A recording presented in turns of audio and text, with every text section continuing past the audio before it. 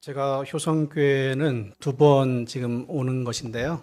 첫 번째는 우리 민건영 목사님 코로나 걸리셔가지고 갑작스럽게 이제 주중에 연락이 와서 그때 이제 제가 와서 설교를 한번 했던 적이 있습니다. 이번에는 이제 성지연수 다녀오시니라고 제가 왔는데요.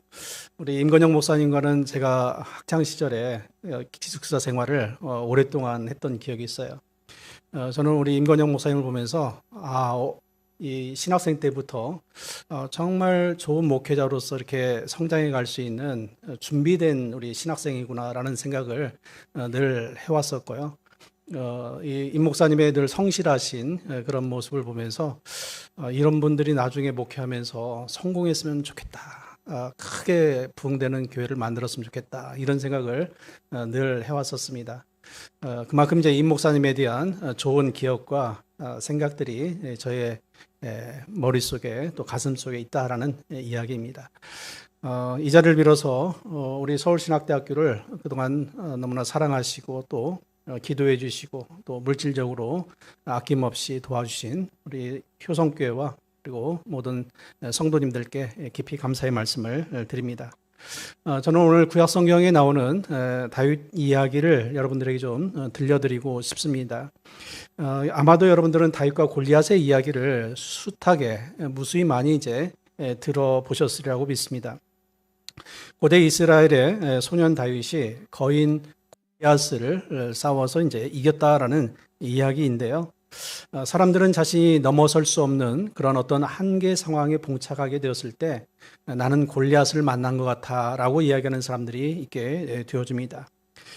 골리앗이라는 것이 어떤 사람에게는 두려움과 불안이 골리앗일 것이고요. 또 어떤 사람에게는 자기 의심, 자기 스스로를 여전히 이제 믿지 못하는 자기 의심이 골리앗일 경우가 있습니다. 또 과거 상처와 트라우마, 그리고 경제적인 어려움, 건강의 문제, 또 사회적 편견과 차별, 관계의 갈등, 완벽주의, 외부의 압력, 이런 것이 이제 우리 안에 있는 내재되어 있는 골리앗이 될 수 있습니다. 이처럼 사람들마다 골리앗의 형태는 다르지만은 공통점은 이 골리앗이 결국 우리의 마음을 억누르면서 우리의 도전을 멈추게 하고 또 우리의 도전을 주저하게 만든다라는 이야기입니다. 이처럼 인생을 살다 보면은 누구에게나 이 커다란 이 골리앗을 만날 때가 있습니다. 그렇다면 골리앗이라는 이 장벽을 만나게 되었을 때 과연 우리는 이제 어떻게 해야 될 것인가라는 것입니다. 그리고 다윗은 또 어떻게 했을까라는 이야기입니다. 오늘 성경 본문에 대한 이야기는 전쟁 이야기입니다. 우리가 너무나도 잘 아는 이스라엘 군대와 블레셋 군대가 서로 이제 맞닥뜨려서 진영을 서로 이제 마주 보면서 전쟁을 이제 앞두고 있는 그런 이제 상황인 것이죠. 그때 블레셋 진영에서는 골리앗이라는 장수가 전장의 맨 앞에 이제 나서게 되어집니다. 그러면서 이제 이 골리앗이 사무엘상 17장 9절에 보게 되면은 이런 이야기를 하게 되죠. 그는 여기서 이제 그가 누구냐면은 이스라엘 중에 나오는 이제 한 사람을 얘기합니다. 그가 나를 여기서 나는 이제 골리앗을 얘기하는데 그가 나와 싸워서 나를 죽이면은 우리가 너희의 종이 되겠고 만일 내가 이겨 그를 죽이면은 너희가 우리의 종이 되어 우리를 섬길 것이다라는 이야기를 해주고 있게 됩니다. 이 골리앗은 이스라엘과의 지금 전쟁이 서로 진영과 진영의 전면전이 아니라 1대1의 결투로서 이제 이 전쟁을 끝내자라는 그런 이야기를 지금 이제 하고 있는 것입니다. 골리앗은 상대편 이스라엘 군대에서 누가 나오든지 간에 나는 자신이 있다라는 그런 이제 이야기를 하고 있는 것이죠. 그런 골리앗이 사무엘상 17장 10절에 보게 되면은 이스라엘 군대를 이제 모욕했다라는 이야기를 해주고 있어요. 여러분, 모욕하다라고 하는 이 단어가 히브리어로 하라프라는 단어를 쓰고 있는데요. 모욕하다라는 단어는 조롱하다, 업신여기다라는 그런 의미를 이제 가지고 있게 되어집니다. 골리앗이 정말 어떻게 무슨 말로 이스라엘 군대를 이제 모욕했는지는 정확히 알 수는 이제 없어요. 그런데 이스라엘 군대는 하나님의 군대이기 때문에 골리앗이 이스라엘 군대를 조롱했다라는 것은 하나님을, 여호와 하나님을 결국 이제 조롱했다, 모욕했다라는 그런 이야기하고 같은 것입니다. 여러분, 야훼 신앙의 입장에서 본다면은 골리앗은 지금 이 세상을 만드신 창조주 하나님을 지금 모욕하고 있는 것이나 마찬가지가 되는 것입니다. 이런 골리앗을 구약 성경의 사무엘상 17장 4절에서는 그의 신체의 조건을 알려주고 있습니다. 여러분, 골리앗의 키가 6규빗 한 뼘이었다라고 이야기를 해주고 있는데 1규빗이 어떻게 되냐면은 성인의 이 팔꿈치에서 중지까지의 길이가 1규빗입니다. 그래서 그 길이는 대략 한 40cm에서 50cm 정도 이제 되는데 6규빗하고 한 뼘이라고 한다면은 대략 한 3m 정도의 키가 골리앗의 키였다라고 우리는 볼 수 있습니다. 이 블레셋 사람들은 여러분 그 본래 지금 이제 우리 임 목사님 우리 지방의 이제 목사님들이 가 계신 이 지중해 그리스 튀르키예 지역에 있는 그리고 이제 에게해 이쪽 지역 출신이었어요. 본래는요 해양 민족이었습니다. 그런데 이 해양 민족들이 이스라엘 땅 가나안 땅에 와서 거주를 하게 됩니다. 그 땅이 어디냐면 오늘날로 얘기하면 가자 지구가 되어집니다. 지중해 해안가에 있는 이 가자 지구에 블레셋 사람들이 와서 정착을 이제 하게 되는데 이들은 정착할 때부터 철기 문명을 가지고 있었습니다. 철기를 가지고 있었어요. 그래서 골리앗에게는 칼과 창과 단창이 있었다라는 이야기를 성경에서 자연스럽게 해주게 되는 이유가 바로 거기에 있게 됩니다. 그것에 비해서 이 다윗은 소년이었고요. 키는 아마도 골리앗의 한 반절 정도밖에 되지 않았을 것입니다. 그리고 다윗은 훈련된 군인이 아니었습니다. 양을 치던 아주 평범한 목동의 그런 신분이었습니다. 전쟁이라고는 해본 적이 없는 그런 사람이었던 것이죠. 당시 이스라엘에도 물론 철기가 시작되었습니다만은 그러나 사무엘상 13장 22절에 보게 되면은 사울왕과 요나단, 왕자인 요나단에게만 창과 검이 있었고 일반 백성들에게는 창과 검이 없었다라고 이야기를 해주고 있어요. 이야기는 뭔 얘기냐면은 아직 이스라엘에는 철기 문화가 제대로 보급이 안 돼 있었다라는 이야기인 거예요. 그렇다면은 철기 문명의 블레셋과 청동기 무기를 가지고 있는 이 이스라엘과 전쟁을 치른다면은 과연 누가 이길까? 전쟁은 사실 뻔한 결과인 것입니다. 여러분, 이 다윗에게는 갑옷도 입지 않았고요.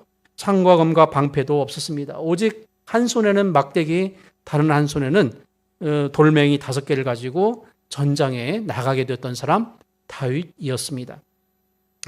그러나 이때 다윗은 사무엘상 17장 45절에 보니까 골리앗에게 이렇게 이야기합니다. 너는 칼과 창과 단창으로 내게 나오거니와 나는 만군의 여호와의 이름 곧 내가 모욕하는 이스라엘 군대의 하나님의 이름으로 내게 나아간다라는 이야기를 이 다윗이 아주 당돌하지만은 믿음을 가지고 이 골리앗에게 이야기를 하게 됩니다. 여러분, 이 다윗이라는 인물은 자신의 힘이나 혹은 능력이나 기술을 의지했던 사람이 아니라 하나님에 대한 절대적인 신뢰를 가지고 이 골리앗 앞에 지금 서게 되었습니다. 그리고는 자신이 가지고 온 준비한 이 돌멩이 하나를 물매에다 집어넣고는 돌리기 시작을 하게 됩니다. 이 물매를 골리앗을 향해서 이 다윗은 던지게 되었어요. 여러분, 이 물매가 무슨 힘이 있겠는가 이런 생각을 할 수 있겠는데 그렇지 않습니다. 고대 국가 간의 전쟁을 이제 치룰 때에 아주 중요한 무기 중에 하나가 뭐 창도 검도 있었지만은 이 물매도 역시 하나의 무기가 되었어요. 저도 2010년에 이스라엘을 방문했을 때에 아랍계의 한 청년이 우리 한국 구약학회 이제 교수들이 한 30여 명이 이스라엘 갔었거든요. 그때 아랍계 한 청년이 시범을 보여준다고 해가지고 물매질을 하는데 한 50m 방에 있는 이 벽이었습니다. 아주 콘크리트로 이제 단단하게 세워진 벽이었는데 물매질을 하면서 던졌는데요.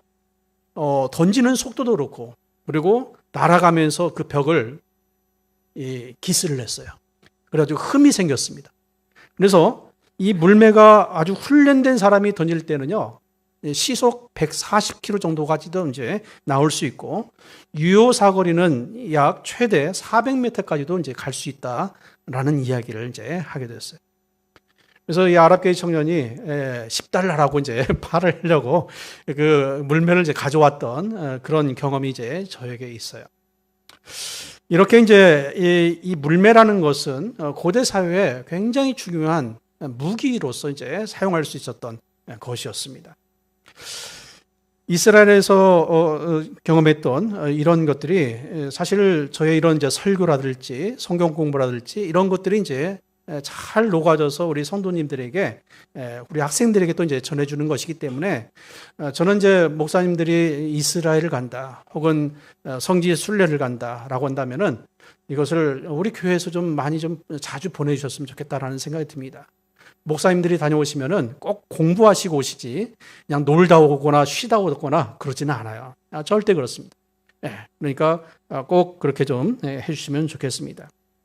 그런데 평소에 양을 치면서 이제 사자나 곰으로부터 양을 지키기 위해서 물매질을 이제 열심히 했던 이 다윗이 물매 안에 있던 이 돌멩이를 골리앗을 향해 던졌을 때 이 돌멩이가 골리앗의 이마를 맞고 결국은 골리앗이 이제 쓰러지게 되었죠. 그때 이제 다윗이 가서 골리앗의 칼을 뽑아가지고 이 골리앗을 이제 죽이게 되었다라는 이야기가 바로 이제 오늘 이 사무엘상 17장의 이야기가 되겠습니다. 저는 이제 이 성경의 다윗과 골리앗의 이야기를 묵상하면서 16세기 이탈리아의 정치 철학자인 마키아벨리가 저술했던 군주론에 대한 이야기를 좀 연결해서 해보고 싶습니다. 여러분, 이 군주론에 보게 되면은 두 가지의 아주 중요한 개념이 나오게 되는데, 하나는 인생을 지배하는 크게 두 가지의 힘이 있는데, 그 중에 하나가 뭐냐면은 포르투나고 다른 하나가 비르투스라고 이야기를 하게 됩니다. 여러분, 포르투나라는 이 단어는 인간이 통제할 수 없는 외부적인 환경을 이야기할 때 포르투나라고 이야기를 하게 돼요. 예를 들면 어떤 사람은 태어나 보니까 재벌집 아들로서 태어난 거예요. 여러분, 이거 스스로 선택할 수 있습니까? 선택할 수 없는 것이죠. 그냥 인간이 스스로 내가 뭘 할 수 없는, 통제할 수 없는 외부적 환경, 이게 포르투나예요. 태어나 보니까 재벌집 아들로 태어났고요. 그래서 경제적으로 어려움 없이 하고 싶은 거 다 하면서 살아온 사람들이 있다라는 겁니다. 또 어떤 사람은 북한에서, 소말리아에서, 또 인도의 아주 천민 계급에서 태어난 사람들이 또 있어요. 출생의 운명을 바꿀 수 없는 그런 환경에서 태어난 사람들이 있다라는 이야기입니다. 또한 예를 들면 중동의 산유국들, 예를 들어서 이란과 이라크가 전쟁을 해요. 그러면은 기름값이 이제 폭등하겠죠. 그러면은 이런 상황에 우리 대한민국이 이 기름값을 낮추기 위해서 해볼 수 있는 것은 아무것도 없는 거예요. 그렇죠? 이런 것도 역시 포르투나라고 이야기할 수 있습니다. 이처럼 통제할 수 없는 외부적인 환경을 라틴어로 포르투나라고 이야기를 하고, 이것을 영어로 포춘이라고 얘기하고 우리말로는 운명 혹은 숙명이라고 그렇게 이야기를 하게 됩니다.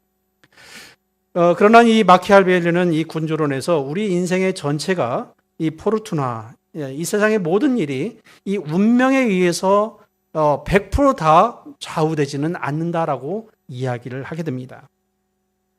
이 포르투나를 제어하거나 혹은 극복할 수 있는 것은 또 다른 것이 있는데, 그게 뭐냐면은 바로 비르투스라는 것입니다. 여러분, 이 비르투스는 사실은 우리말로 하나를 딱 꼬집어서 이야기할 수 없어요. 굉장히 다양한 의미를 가지고 있는 것이 비르투스입니다. 그래서 이 비르투스 안에는 예를 들면은 우리 인간의 개인적인 어떤 도덕적이고 그리고 윤리적인 완전성에 해당되지는 덕이라고 하는 단어가 있습니다. 여러분, 이 비르투스가 영어로 하게 된 버추라고 얘기하는 미덕이라는 뜻의 단어가 이 비르투스예요, 사실은요. 그리고 또 고귀한 성품을 이야기할 때도 이 비르투스라고 또 이야기합니다. 그리고 선한 양심을 가지고 살아가는 것, 이것도 바로 이제 비르투스라고 이야기를 해요. 그리고 개인이 용기를 내야 될 때 정확한 그 타이밍에 용기를 내고 결단을 해야 될 그 정확한 타이밍에 결단을 내릴 수 있는 것, 이것도 역시 비르투스라고 얘기합니다. 또 개인과 국가의 능력 혹은 역량, 이런 것들도 역시 비르투스라고 이야기를 하게 됩니다. 그래서 마키아벨리는 인생의 일부는 이 포르투나, 어쩔 수 없는 것이죠. 운명에 의해서 좌우될 수 있는 부분들이 있다라는 겁니다. 우리 인생의 거의 한 50%는 우리의 운명, 포르투나에 의해서 좌우됩니다. 하지만은 인생의 나머지의 또 대부분 50%는 우리가 이 비르투스를 어떻게 만들어가고 또 어떻게 이것을 삶 속에서 잘 대응하느냐에 따라서 우리의 인생은 달라질 수 있다라는 얘기를 이 마키아벨리가 군주론에서 하게 되어집니다. 마키아벨리의 이런 주장은 상당히 일리가 있다라는 생각을 저는 해보게 되어집니다. 아무리 좋은 환경, 좋은 유전자를 가지고 태어났다 할지라도 그 좋은 환경과 좋은 유전자가 우리 인생의 전부를 책임질 수 있는 것은 아닙니다. 그렇죠? 타고난 미모, 여러분 타고난 미모, 이거 내가 손을 안 댔는데 너무 예쁘다. 이것도 역시 운명과도 같은 거예요. 타고난 미모, 그러나 타고난 미모가 우리 인생을 좌우하느냐? 또 그렇지도 않아요. 우월한 신체 조건, 키가 특별히 노력을 안 했는데도 1m 87, 1m 90 가까이 되어지는 멋진 교회 오빠가 있다는 것. 그러나 키만 가지고는 이제 또 인생을 또 멋있게 살아갈 수 있는 것은 또 아닌 것이죠. 막강한 부, 물론 이것도 역시 있으면 좋겠지만은 오히려 부가 가정을 망치고 자녀들을 또 망칠 수 있는 그런 부분들이 있습니다. 또 부모로부터 물려받은 높은 지능, IQ. 그런데 IQ가 높다고 해서 자신의 머리만을 믿고 노력하지 않는 사람, 이것도 역시 좋은 것이 아닌 것이죠. 사회복지가 잘 되어 있는 부강한 선진국에서 태어나는 것, 물론 선진국에서 태어나면 좋지만은 여러분 선진국은 경쟁 구도가 너무 심한 그런 사회를 살아갈 수밖에 없는 그런 조건입니다. 이런 것들이 우리 인생에 도움은 될 수 있을지언정 우리 인생 전체를 좌우하지도 인생 전체를 결정하지도 못한다라는 이야기인 것이죠. 그래서 아무리 좋은 운명, 포르투나를 가지고 태어났다 할지라도 우리가 비르투스, 사람들에게 덕을 쌓고 살아야 되고 살지 않는다고 한다면은, 그리고 우리가 선한 양심을 가지고 살지 않는다고 한다면은, 그래서 인생을 함부로 살고 막 산다고 한다면은, 그리고 용기와 결단을 아주 적절한 타이밍에 내려야 되는데 그걸 내리지 않는다고 한다면은, 그리고 우리의 역량을 발휘해야 될 그 골든 타임에 역량을 발휘하지 못한다고 한다면은, 여러분 아무리 좋은 포르투나 운명을 가지고 태어났다 할지라도 그 인생은 성공적인 삶이 될 수 없다라는 이야기입니다. 그렇게 우리 인생에서 중요한 것은 이 포르투나, 우리의 운명에만 의존하는 것이 아니라 이 포르투나의 한계를 우리 스스로 인식해야 됩니다. 내가 아무리 좋은 운명을 가지고 태어났다 할지라도 이걸로는 다 안 되는구나라는 것을 우리 스스로 인식하고 이 비르투스로 대체하면서 살아가는 인생이 진정으로 성공하고 멋있는 인생이 될 줄로 믿습니다. 저는 오늘 다윗을 보면서요, 다윗의 이 타고난 포르투나 운명을 한번 생각해 봤어요. 그러면서 다윗의 아버지 이새를 한번 생각해 보게 됐습니다. 여러분, 다윗의 아버지 이새 대단한 사람일 것 같지만은 그러나 사실은 성경에서 이 다윗이 이야기 되기 시작하면서부터 이 이새가 등장하기 시작하게 됩니다. 여러분, 구약 성경에서 이새가 어떻게 살다가 어떻게 죽게 되었는지 이 이새에 대한 이야기가 특별히 나오지를 않고 있어요. 다윗의 아버지 이새는 당시 귀족도 지역의 부호도 존경받던 인물도 아니었습니다. 구약 성경에서 다윗의 아버지 이새는 사람들에게 존경받거나 내노라 할 만한 그런 인물도 아니었습니다. 오늘날로 이야기하면은 이새는 금수저, 은수저도 아니었습니다. 그냥 아주 평범한 그런 사람이 바로 이새였어요. 그리고 이새에게는 8명의 아들들이 있었습니다. 선지자 사무엘이 앞으로 하나님께서 왕으로 세울 사람을 당신의 아들 가운데서 기름 붓게 하시려고 하는데 당신 자녀들과 함께 베들레헴에 있는 예배의 초소로 오십시오라는 이야기를 이새가 듣게 되었습니다. 그리고는 아들들을 데리고 가는데 아들들 8명 중에 7만 데리고 가게 됩니다.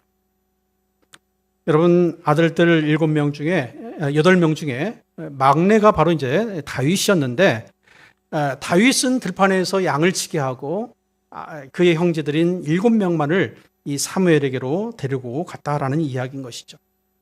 아버지 이새는 이렇게 중요한 순간에 막내 아들 다윗을 제외시키게 되었습니다. 아버지 이새에게 앞으로 이스라엘의 왕이 될 것이라고 하는 그런 일말의 기대감도 주지 못했던 사람이 누구였냐면 바로 다윗이었던 거예요. 이처럼 어린 시절 다윗의 이 포르투나 운명은 그렇게 좋게 작동하지를 못하게 됩니다. 정말 별 볼 일 없는, 아버지로부터도 외면당했던 아들이 바로 이제 이 다윗이었던 것이죠. 부모의 좋은 배경을 이어받았던 것도 아니었고 중요한 순간에 아버지의 관심 가운데 있었던 사람도 아니었던 것이 바로 다윗이었습니다. 그러나 포르투나로서는 큰 빛을 보지 못했던 이 다윗에게는 이 포르투나 운명을 극복할 비르투스의 능력, 또 비르투스의 힘을 이 다윗은 차곡차곡 쌓아가기 시작하게 되어졌습니다. 사무엘상 16장 7절에서 하나님은 앞으로 이스라엘 왕이 될 사람을 선택하시면서 이렇게 말씀하십니다. 사람은 외모를 보거니와 나 여호와는 중심을 보느니라 라고 말씀합니다. 여러분, 여기서 중심이라고 하는 단어가 히브리어 레바브인데요. 이 중심이라는 단어는, 레바브는 마음이라는 뜻도 되고 심장이라는 뜻도 됩니다. 영어로 이야기하면 하트라는 말이 이 레바브라는 그런 의미가 되어져요. 그런데 이 레바브는 단순한 마음, 심장이 아닙니다. 고대 사회 사람들에게는 이 심장 안에 뭐가 있었다라고 생각했냐면요, 선한 양심이 심장 안에 있었다라고 생각을 했어요. 선한 양심은 사람들의 심장 안에 있다라는 그런 생각을 갖게 된 것이죠. 그래서 하나님은 사람의 마음을 보신다라는 이야기는 하나님은 사람의 심장 안에 있는 선한 양심, 그래서 그가 어떻게 사고하고 어떤 감정을 가지고 대하고 또 그가 사람을 대하는 태도가 무엇인지를 그 선한 양심을 통해서, 그 마음을 통해서 하나님은 보고 계시고 보고 계셨다라는 이야기인 거예요. 결국 하나님은 다윗의 중심, 다윗의 이 선한 양심, 다윗의 남다른 고결한 성품, 다윗의 잠재적인 영향력, 이것이 바로 이제 비르투스가 되는 겁니다. 이런 비르투스를 하나님은 계속해서 지켜보고 계셨던 것입니다. 여러분, 다윗은 포르투나로는 운명으로는 내세울 것이 없는 사람이었습니다. 고대 이스라엘 왕정 시대에 여러분들 왕이 양을 치던 목동이 왕이 된 경우가 구약 성경에는 없었습니다. 양을 치던 목동이 왕이 되었다? 이런 경우는 다윗을 제외하고는 없었던 겁니다. 다윗은 자신의 타고난 운명, 포르투나의 한계를 잘 알고 있었습니다. 그래서 자신의 이 포르투나의 한계를 비르투스로서 극복하려고 노력했던 사람, 이 사람이 바로 다윗이었어요. 그래서 다윗은 그런 다윗의 그 중심, 다윗의 그런 비르투스의 그런 상태, 마음, 이런 것을 보시고 결국은 하나님은 선지자 사무엘을 통해서 이 다윗에게 기름을 붓게 하셨다라는 이야기인 것입니다.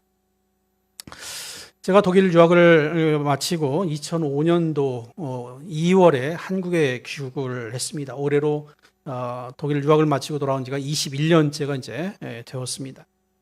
그런데 우리 서울신학대학교 모교인 저희 대학에 들어가기까지는 저는 한 10년이 걸렸어요, 사실은요. 학위 받고 바로 우리 대학에 가서 모교에서 가르쳤던 사람이 아니라 거의 9년 정도의 그런 기간을 보내고 10년째가 되었을 때 그때 이제 서울신학대학교의 교수가 되었습니다. 처음 5년은 강사 생활을 보냈고요. 그리고 나머지 이제 또 4년은 천안에 있는 남서울대학교에서 교수 생활을 하면서 결국 10년째가 되었을 때 우리 모교 서울신학대학교의 교수가 되었습니다. 여러분, 저는 이 9년의 시간을 어떻게 보냈을까요? 내가 왜 나 같은 실력자가 저 서울신학대학에 못 들어갔을까 한탄하면서 자조하면서 또 사람들을 나를 안 뽑아준 사람들에 대해서 괘씸하게 생각하면서 그러면서 9년을 보냈을까요? 아니면은 이 9년의 시간들을 정말 좋은 교수가 되기 위한 훈련의 시간들을 보내면서 이 9년을 보냈을까? 저는 이 9년의 시간을 저의 역량을 발휘하는 그런 훈련의 시간으로 생각하고 그렇게 보내게 되었습니다. 여러분, 저는 9년 동안에 정말 한 학기에 매 학기 한 30학점 이상씩을 강의를 하면서 시간들을 보냈어요. 보통 이제 한 학교에 전임 교수가 되어지면은 보통 9학점 강의를 합니다. 3학점짜리 3개 과목을 하면은 기본 실수예요. 그런데 9년의 시간을 매 학기 30학점 이상씩을 이 학교 저 학교를 돌아다니면서 그렇게 이제 시간들을 보내면서 강의를 해왔어요. 어떨 때는 연대에서도 평택대에서도 우리 서울신대에서도 한영신대에서도 뭐 여러 신학대학에서 이제 강의를 할 때 제가 원하는 과목을 교수님들이 주는 것이 아니라 본인들이 좋아하는 과목, 잘하는 과목들은 본인들이 하시고 그리고는 이제 하기 좀 거북스러운 과목들을 저에게 맡기는 거예요. 그러면 저는 그 과목들을 받아가지고 방학 동안에 열심히 또 연구를 합니다.